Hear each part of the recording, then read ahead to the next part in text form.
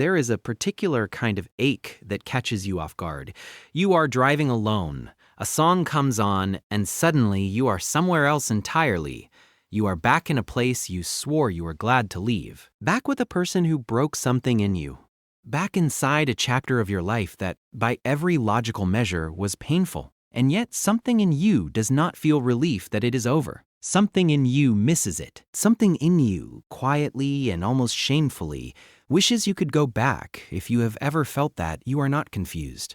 You are not broken. You are deeply, profoundly human. And today we are going to explore why our minds reach back for the things that hurt us, why nostalgia softens even the sharpest edges of the past, and what that longing is really trying to tell us about who we are and what we need. This is not a simple conversation, because the answer is not simple. The psychology behind romanticizing a painful past is layered, complex, and often rooted in the very mechanisms our minds use to protect us. To understand it, we have to be willing to look honestly, not just at the memories themselves, but at the emotional need underneath the nostalgia.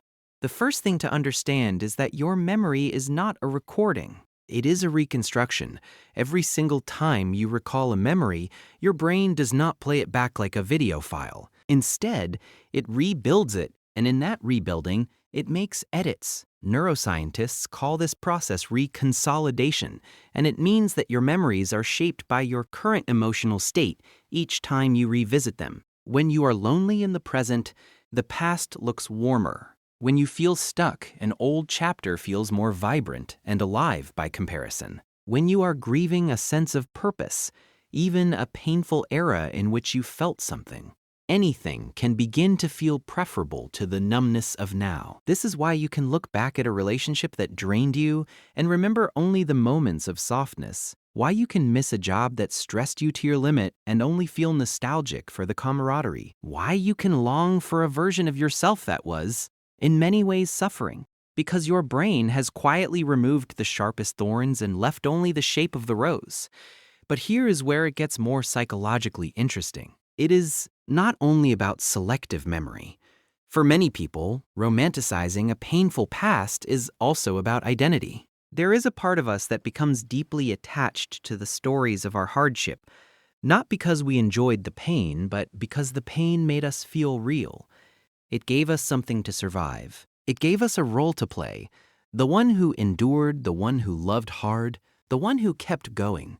And when that chapter closes, there can be an unexpected grief, not just for what was lost, but for who we were inside of it. Psychologists sometimes refer to this as narrative identity, the way human beings construct meaning by organizing their experiences into a coherent story. When a painful period of your life becomes part of your story, especially a formative one, it takes on a significance that transcends whether it was good or bad for you.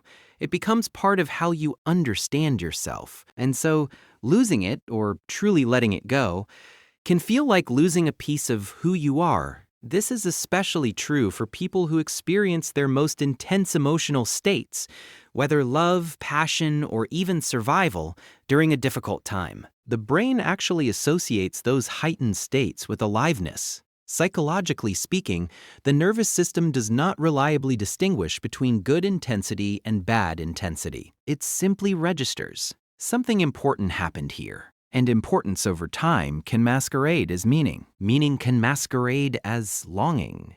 And longing can masquerade as love for a past that, if you were honest with yourself, you would never want to relive.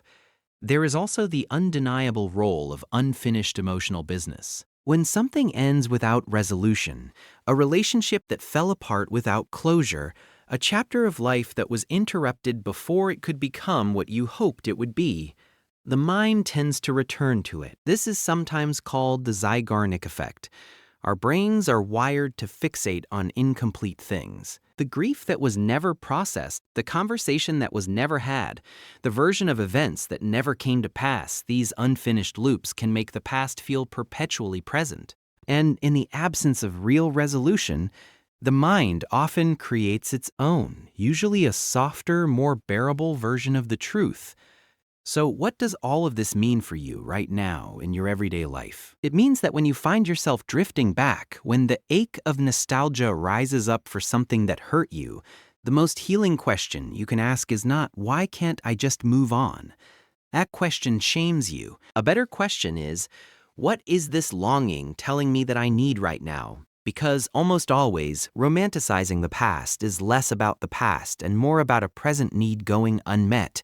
The longing for an old relationship might actually be a longing for the version of yourself that felt desired or seen or passionately alive. The nostalgia for a difficult period in your life might be a hunger for the sense of purpose and direction you felt then, even amid the struggle. The ache for a place or a time might be a yearning for belonging, for simplicity, for a feeling of home that you have not yet found in your current life.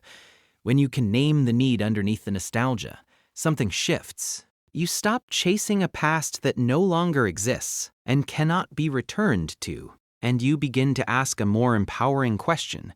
How do I meet this need now? How do I create the feeling I am reaching back for, not by going backward, but by moving forward with more intention? This is the work. It is not about forcing yourself to remember only the bad parts of a painful past, because that is just trading one distortion for another. It is not about dismissing the tenderness you feel for old chapters of your life, because that tenderness is real and it matters. It is about learning to hold both truths at once, that something hurt you and that it also meant something to you, that a person was wrong for you and that you loved them genuinely, that a season of your life was hard and that you grew in ways you could not have grown anywhere else. Healing does not ask you to erase the past. It asks you to stop letting the past convince you that it was better than the present you are capable of building. And perhaps most importantly, if you find yourself romanticizing something that truly hurt you, something that dimmed your light or cost you your peace, please be gentle with yourself about it. That longing is not weakness. It is not proof that you are stuck or that something is wrong with you. It is proof that you are someone who loved something even imperfectly, someone whose heart keeps looking for warmth, even in places where warmth was scarce. That is not a flaw. That is the very thing worth protecting in you. The past has a way of glowing in the rearview mirror, especially when the road ahead feels uncertain. But the glow you are seeing is not coming from back there. It is coming from you, from the part of you that is still capable of warmth, still capable of longing, still capable of hope. And that part of you belongs to the future just as much, if not more, than it ever belonged to the past. You are allowed to honor what was, and you are allowed to keep moving. Both things are true. Both things are yours.